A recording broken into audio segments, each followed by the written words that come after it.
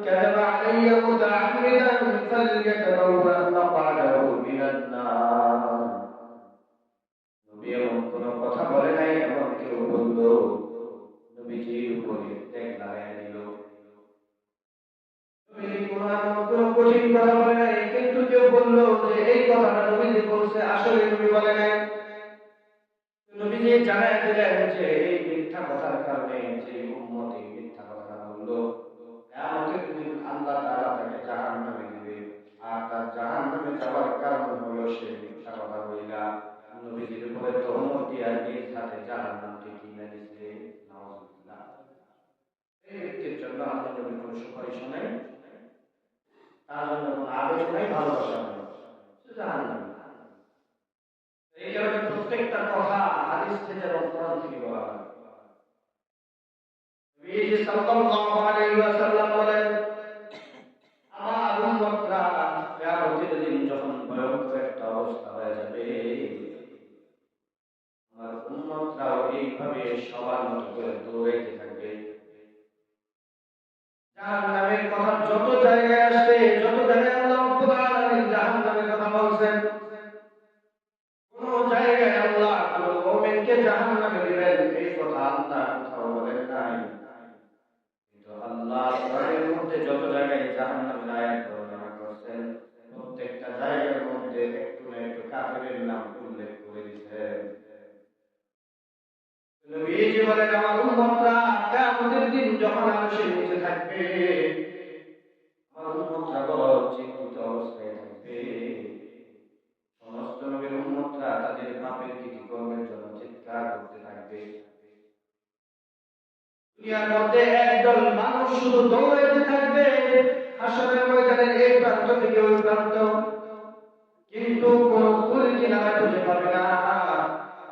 আর আমার আল্লাহ যখন বিচারের কাজ আরম্ভ করবেন, আমার আল্লাহ জানাই দিলেন যে বান্দা, তোমার ন্যূনতম যত ছোট থেকে ছোট গুনাহ আছে, সমস্ত গুনাহের হিসাব বান্দা আমি আল্লাহ নিব।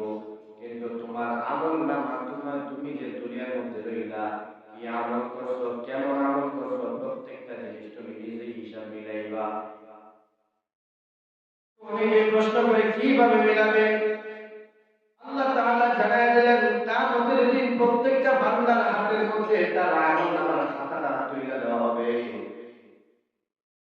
এই মানুষগুলা জান্নাতি হবে, তাদের আমলনামা ডান হাতে দিয়ে দিবে। যে মানুষগুলা জাহান্নামী হবে, বদকার হবে, আল্লাহ তাআলা ফেরেশতাদেরকে হুকুম করবেন সিনাটা মাঝখান দিয়া ক্ষত কইরা, গর্ত কইরা, পিছন দিক দিয়ে হাতটা বাইর কইরা ওই বাম হাতের মধ্যে আমলনামা দিয়ে দেওয়ার জন্য। নেককার বান্দাগুলা যখন খাতাটা হাতে পাবে, হাতে পায় একটা একটা করে পৃষ্ঠা উল্টাবে, আর দেখবে গভীর রাত্রে কেউ দেখে নাই, কেউ জানে না, নিজের স্ত্রীও টের পায় নাই, এরা তাহাজ্জুদ করছে, জায়গা মধ্যে লুটায় কাঁদছে, ওই যে ওই ছোট্ট আমলটা যেটা গোপনে করছে, কাউরে না জানায় করছে, ওই আমলটা ওইখানে উঠে গেছে। নেককার মানুষটা হাসতে থাকবে আর আল্লাহর দিকে তাকায় বলবে, আল্লাহ, এই আমলটা কে তুললো, কিভাবে তুললো? ফেরেশতারা বলবেন, পৃষ্ঠা উল্টাও। উল্টায় দেখবে গোপনে কেউ জানে না দান করছে, কেউ দেখে নাই। তাকায় বলবে, আল্লাহ, এই দানটা তো আমার গোপন ছিল, দানটা হলো কিভাবে? বলবে পৃষ্ঠা উল্টাও, দেখবে ওই যে ছোট্ট ছোট্ট আমল দিয়ে খাতাটা ভরপুর হয়ে গেছে। সুবহানাল্লাহ। তো নেককারে এসে তার আমলনামার খাতা পায়া খুশি হয়ে যাবে।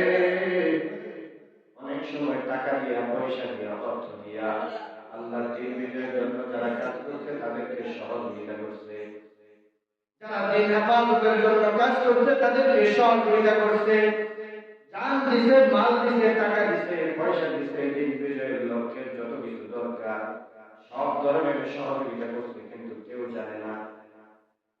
সমাজের মধ্যে এরকম লোক আছে, অনেকেই প্রশ্ন করে, হুজুর, যখন আপনারা কঠিন থেকে কঠিন কথা বলেন জালেমের বিরুদ্ধে, যখন কোন স্বৈরাচারের বিরুদ্ধে কথা বলেন, জেল হয়, মামলা হয়, আপনাদেরকে ধরে নেয়,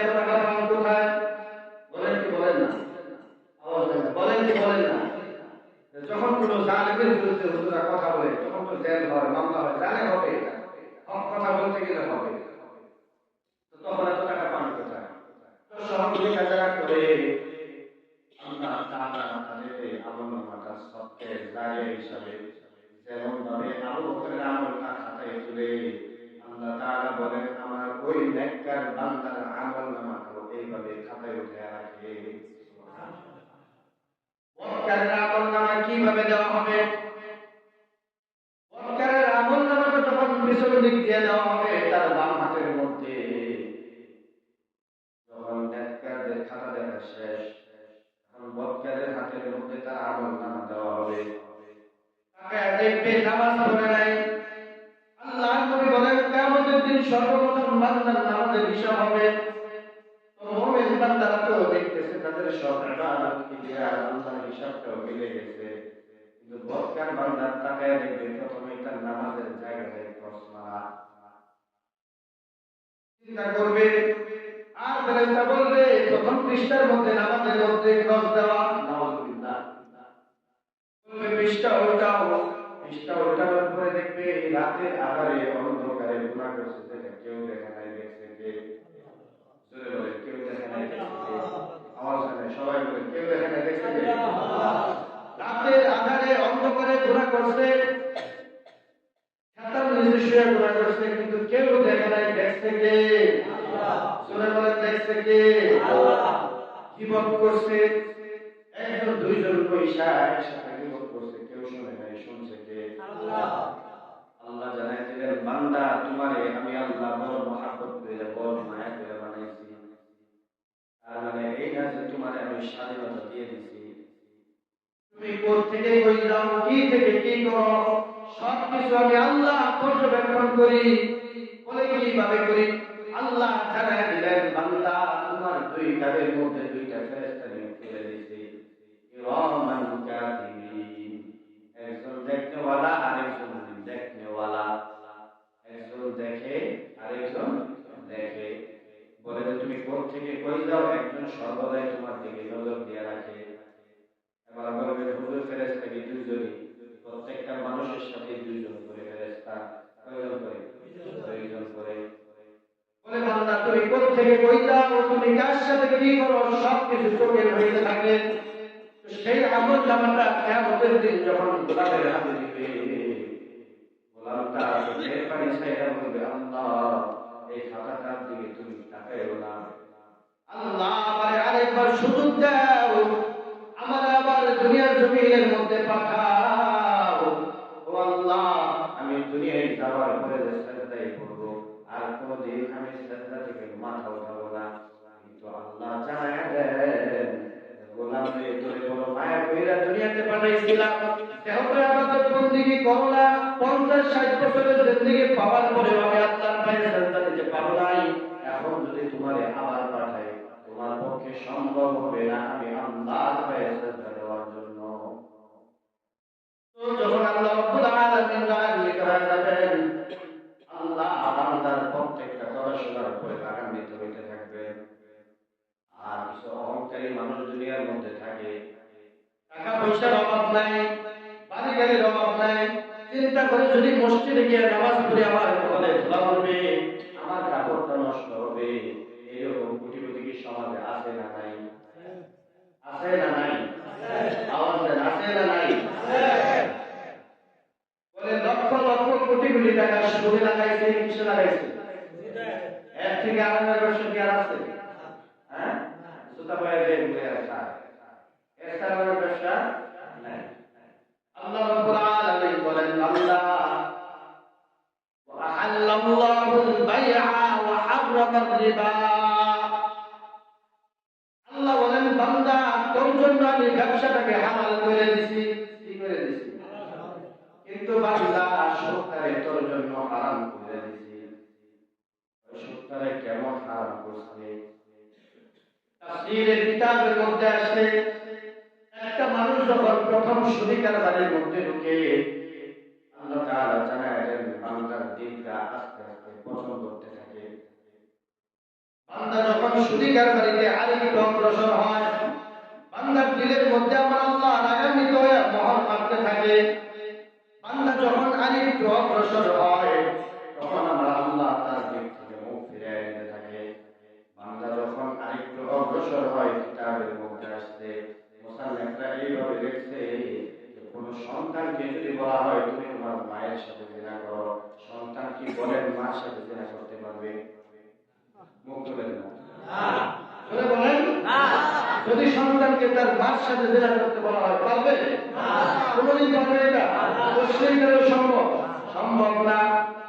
আল্লাহ জানায় দিলেন যে ব্যক্তিটা সুদ খায় এত সতর্কের পরেও যখন গুনাহের কাজে জড়ায়, আমি আল্লাহর হুকুমটাকে যখন অমান্য করে, কিতাবের মধ্যে মুসান্নিফ লেখেন যে সে তখন আর সুদ খাইল না, সে তার মার সাথে জিনা করলে যে পরিমাণের গুনাহের অপরাধী হয়, এই পরিমাণের গুনার মধ্যে সে লিপ্ত হয়, ঠিক তার মার সাথে জিনা করলে যে গুনাহটা হবে, আল্লাহ রাগান্বিত হইয়া ওই বান্দার আমলনামার মধ্যে এই পরিমাণের গুনাহ তুইলা দেয়। তারপরেও বান্দা সুদ খাওয়া ছাড়ে না। এবার আল্লাহ জানায় দেয়, হে গোলাম, সুদের টাকা, হারাম টাকা মাত্র তোর 3টা পুরুষ খাইতে পারবে। কয়টা পুরুষ? ছেলে খাইতে পারবে। 1 নাম্বার পুরুষ আমি, যে দিনে সুদ দিলাম। 2 নাম্বার পুরুষ এই সুদের কারণে যে টাকাটা আমার উপার্জিত হইল, এই টাকাটা খাবে আমার সন্তান। কে বলেন? বলেন কে খাবে? 3 নাম্বার পুরুষ হলো আমার নাতি। কে? তারপরে তোমার সুদের টাকার কোনো মেশানো থাকবে না, তোমাকে আল্লাহ খুশি হয়ে যা দিয়েছে তাও থাকবে না, তাও থাকবে না।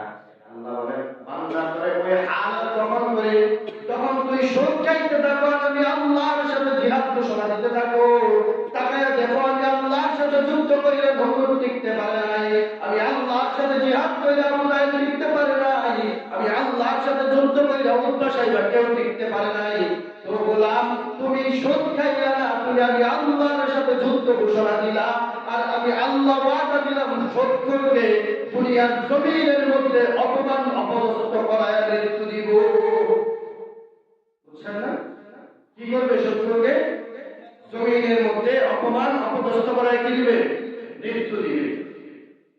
এই যে আপনি সুদ খাইছেন, অনেকে এই জানেন যে এই লোকটা ভালো মানুষ, কিন্তু তলে তলে সুদ খায়। এই সুদের, এই যে আপনি সুদটা খান, এটা লেখছে কে? জোরে বলেন, লেখছে কে? ফেরেশতা। লেখছে কে? আল্লাহ এবং ফেরেশতা। লেখছে কে? ফেরেশতা। আপনি মনে করছেন আমি গোপনে সুদ খাইব, কেউ দেখে নাই। আমি গোপনে অন্যায় অবিচার করবো, কেউ দেখে নাই। আমি জালেমের পক্ষপাতিত্ব করবো, কেউ দেখে নাই। আমি ইমাম সাহেবের দুর্নাম গাইব, বিভৎসা গাইব, কেউ দেখে নাই। আল্লাহর কসম, আপনাদের কারোর সাথে আমার জমিন লয়ে দ্বন্দ্ব নাই। আছে? টাকা পয়সা লয়ে দ্বন্দ্ব আছে? নাই। কোরআনে যেটা আছে, কোরআন খুলে রাখছি, মন চাইলে দেখবেন, না মন চাইলে শুনবেন। আপনাদের কারোর সাথে আমার বিরোধ নাই, কোরআনে যেটা আছে সেটাই জানাইতেছি। আপনি গোপনে সুদ খাইলেন, কেউ দেখে নাই। গোপনে জেনা করলেন, কেউ দেখে নাই। গোপনে অন্যায় বিচার করলেন, কেউ দেখে নাই। কিন্তু আমার আল্লাহ এমন ভাবে যারা টুইকা টুইকা রাখছে, কিয়ামতের দিন আল্লাহ ওই সত্যর মানুষদেরকে, অহংকার মানুষদেরকে, তাকাব্বর নেওয়ালা মানুষদেরকে, কৃপণতা মানুষদেরকে, যারা বখিল মানুষ, যারা কৃপণতা করে, এই সমস্ত মানুষদেরকে আল্লাহ ডাক দিয়ে বলবেন, ও অহংকারী ব্যক্তি, ও দুনিয়ার ক্ষমতাশীল ব্যক্তি, লিমানিল মুলকুল ইয়াউম,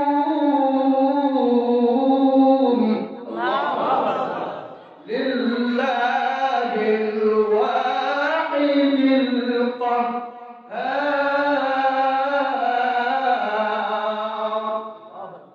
আল্লাহ ডাক দিয়া বলেন, কিয়ামতের দিন বান্দা বলবে, আল্লাহ রাগান্বিত আওয়াজে বলবেন, ও ক্ষমতাশীলরা, ও রাজা বাদশারা, ও সুদখোর নেওয়ালারা, ও বিপদ শাখার ব্যক্তিরা, কোথায় আজকে বলো?